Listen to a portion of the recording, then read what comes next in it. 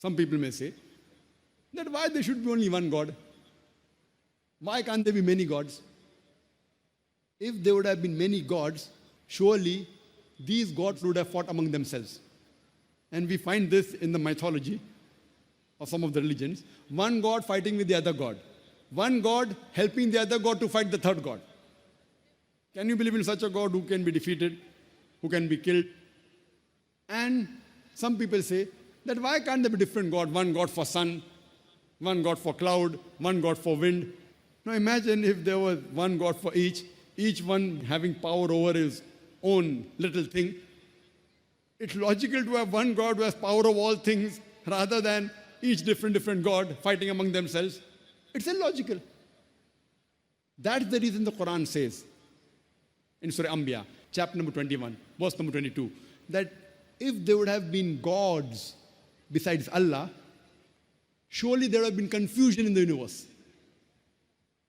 It's mentioned in Surah Mu'minun, chapter number 23, verse number 91, that Allah subhanahu wa ta'ala does not beget a son. If there were God besides Allah, each God would have taken things would have created and hoarded on the other. Surely there would have been infighting amongst them. That's what we see in the mythology. The best and the most logical is only one God. One and only, all-powerful, having power over all things. That's the reason. If you read the scriptures of the major world religions, all the scriptures of the major world religions, they say that Almighty God is one. He has got no images. He is not begotten. He is one and only. Absolute and eternal. There's nothing like him. And by the passage of time, many of the scriptures, almost all besides the Quran, these scriptures have changed.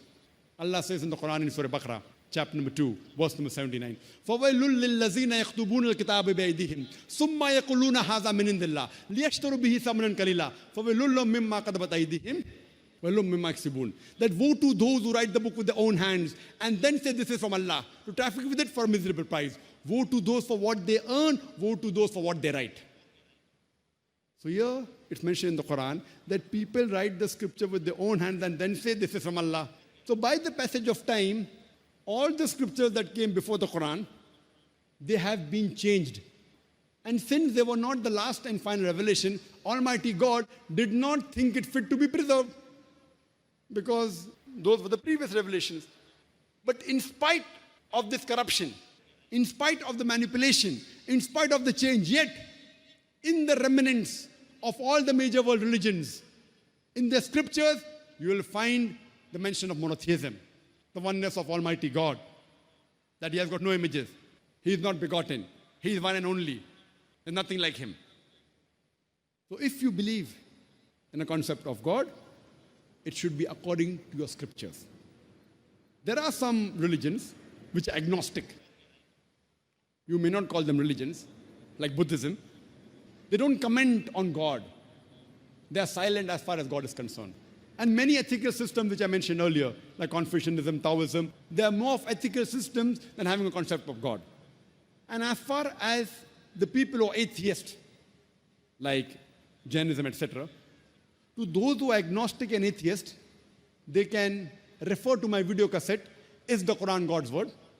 And I gave that earlier also, as well as recently in Bombay a couple of months back, on the 24th of November, on the second day of the peace exhibition in Bombay, The Solution to Humanity, Is the Quran God's Word?